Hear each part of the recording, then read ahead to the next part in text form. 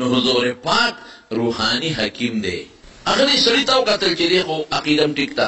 دی خو ملځونه هم کوي، عبادات هم ټیک دی، خو دا سړي انداز داسې دی، د ده د شکل نه او د ده د انداز نه داسې معلومیږي چې سړی غصه ناک ډېر زیات دی. نو راشه دله داسې نسخه ورکړه چې دله فایده ورکوي. نو لا تغضب، غصه به نه کوي. اوس زمانو دا غصه ښه شیم دی او خراب شیم دی. غصه د خدای نعمت هم دی او د خدای قهر او غضب هم دی. نعمت ولې دی چې غصه په چا کیني نو خلک به ترې مال وړي، ولې غصه ناک نه دی. غصه په چا کیني خلک به یې په کور هم ورځي. دا چې غیر د سړي نه یېرېږي په دې وجه چې دی به ما ته غصه شي، اوتک ته به ګوتې کي یا ټوپک ته به ګوتې کي یا به غصه شي، چغې به وي، خلک به راباندې راغونډ کي. دونه اندازې پورې چې ته پرې د خپلو بچو حفاظت وکړې، دومره اندازې پورې چې د خپل عزت او د حیا حفاظت پرې وکړې، دومره اندازې پورې چې د خپل مال او د دین حفاظت پرې وکړې، نو غصه جایزه ده، محموده ده، د صفت قابله ده چې داسې غصه وکړې چې غصه په تا کیني او ستا پیغمبر ته څوک کنځل وکړي او تا کې غصه ني، چپ په پاتې ګناهګار شوې.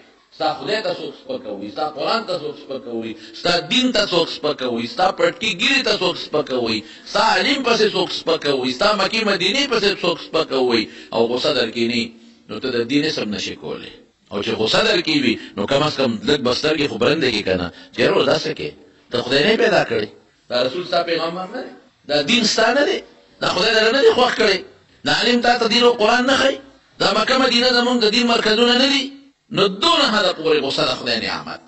په کور به دې څوک غصه درکړي، خلک د مړاسې درکې غصه نشته راځي څه کوې کوه، نو خلک به دې ماله وړي، خلک به دې هر څه تښتوي، خلک به دې په ښځه هم لاس ږدي، په لور به دې هم خلک لاس ږدي. او چې غصه درکې وي نو ښځه دې محفوظه ده، لور دې محفوظه ده او مال دې محفوظ دی. خو هر شي کې اعتدال، ډوډۍ ښه شی دی، اوله ښه شی دی، خو که د حد نه زیات چې خورې او خورې او خورې او بس کې نه، دا به یې شوکه نه شوه. اوبه چې سړی تږي او روجه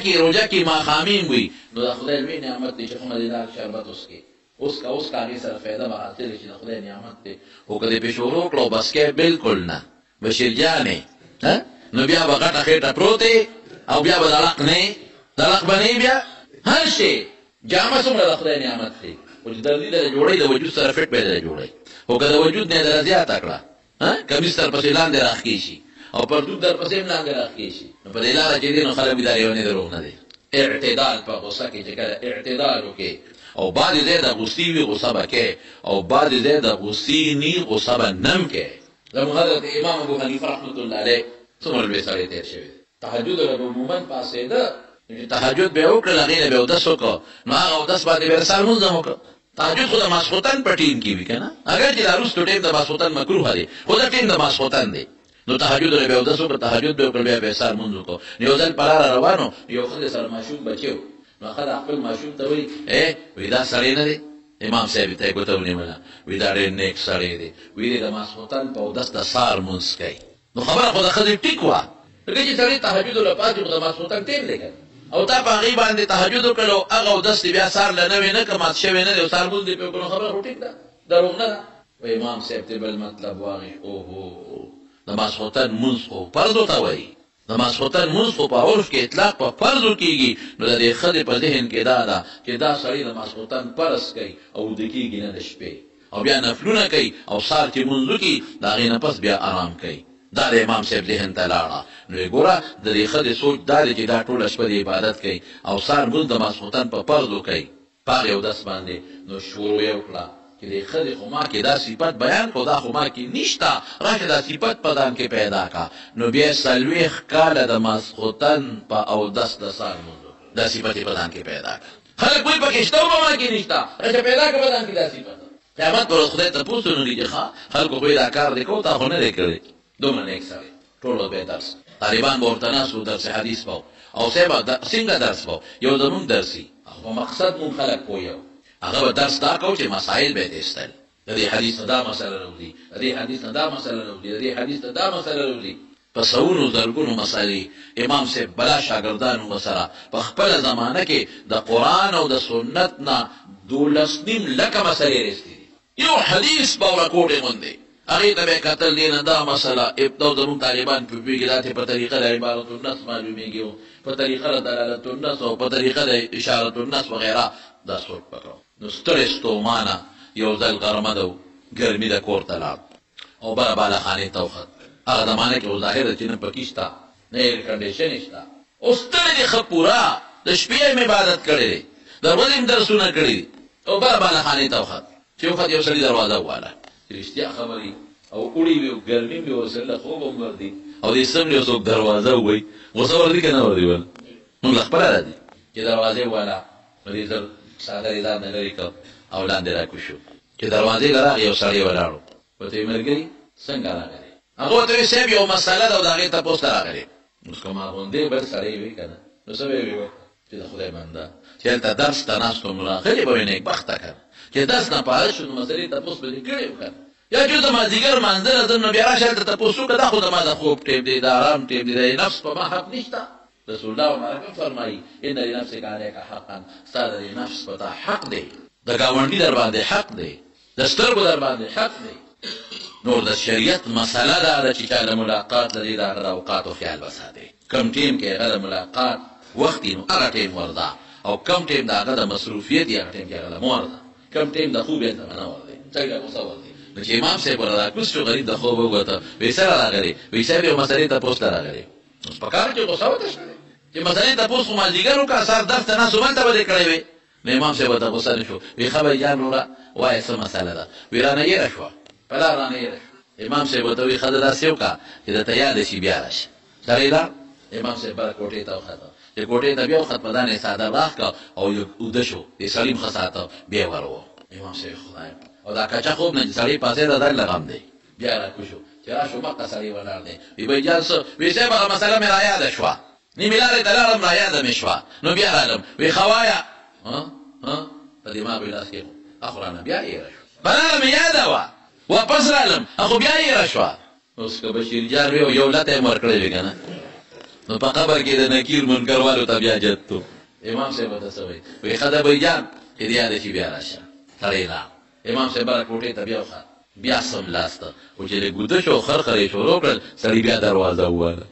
بیا د خوبه وویسته بیا ول غریب راکوز شو هماغه سړی بیا ولاړ دی ملګري بیا څنګه رالې وایي صاحب هغه مسله مې یاده شوه هغې تپوس ته نه کوم ښه وایه څه مسله دې ده وایي مسله مې دا ده چې د انسان لوی او دسماتي وکړي چې دا تریخ دی او که خوږ دا لوی او دسمات دی دا تراخه دي او که دا خواږه دي نو که ما یې تپوس کړی وي که نه نو ما به څه وي او که تا یې تپوس کړی وي ما به ورته وایي چې له قاشوغه دی د کوره رالم او دغه غسلخانې ته ننوځه او ښه مضبوطه دماکه وکړه او بیا د هغې نه قاشوغه راوالو خولې ته واچوه مونږ به هم خبر کې دا علم به تا نه زده کړو دا به تا نه زده کړو ته به راته وایي چې خواږو که تراخو ګوره امام صاحب غوندې شخصیت څه د محلي ملا نه دی څه د قوم راکوټي ملا نه دی د سوونو زرګونو عالمانو استاد دی د امام ابو یوسف او د امام محمد او د امام ظفر او د حسن ابن زیاد غوندې لویو د حدیث او د فقه د غرونو استاد دی او کم نیک او تقوادار سړی او داسې هم نه لکه زمونږ په شانتې محتاج انسان مالدار سونه د زمانې د خپل علاقې د کوفې د خانانو خانو چې کله وفات شو مړ شو امام ابو حنیفه رحمت الله علیه نو په خزانه کې 450 کروڑه درهم پراته 54 کروڑ درهم 56 باندې ولا بلایا او سخی سونه په کاسو به ډکه ډکه روپې په اخترونو کې او په روجو کې په غریبانو ویشلې جامې او جوړې د کپڑے کاروبار کو مضبوط تاجر د کپڑے امام صاحب ته څه وایي ویسے تاسو پیدا کوم چې دا بیا د اسماء د انسان دا خوګ لیکل تریخته امام صاحب ته چې تازه نو خوګ دی او چې په وخت ووري لګ هوا نور په لګيږي نو بیا تریخ شي چې تازه نو خوب دی او چې په وخت ووري نو بیا اصلي وته سوي وي تاسو سکلې دي تازه سکلې دي زور دې سکلې ورسونه سخت خبره دا دې تاسو سوګوي دا څه جواب درکې یو خختلان دی او بل باندې ورګستا دا مازیګر مردار کوم بل بشار دی وام مسالې تاسو مس بعض خلک مجيبه مسالې ته پوښتنه کله موبایل بعض خلک داسې ته پوښتنه کوي چې هغه د ګناه ته پوښتنه دا اکثر طالبانو ته مېما همدا جوابونه ورکوي هغه پیغام هغه خدا او خای موبایل کې بلش چې پلار پیغمبرو خاوند پیغمبرو رور پیغمبرو دا سوال ناجایز دی رسول الله مبارک فرمایي نه رسول الله صلی الله علیه وسلم عن الاغلوطات دا ته تاسو ته بل پر چکول وایي ستا مقصد دی چې دی لا جواب شي او دی د چپ کم او دی د رسوا کم او شرمم دا سوال ګناه ده نه ناروا دی دې کې څه فایده ده تا ته ما وویل دا پلان کې پیغمبر دی نو نه خبره د جنت او نه ثواب ده او نه عذاب ده دا موږ تاسو کا د روجې تپوس وکړه، د حج تپوس وکړه، د ګناه وکړه چې ځان ته وساتې، د نیکۍ د مستحبو تپوس وکړه. نو دا بعضې خلک به سوچ کوي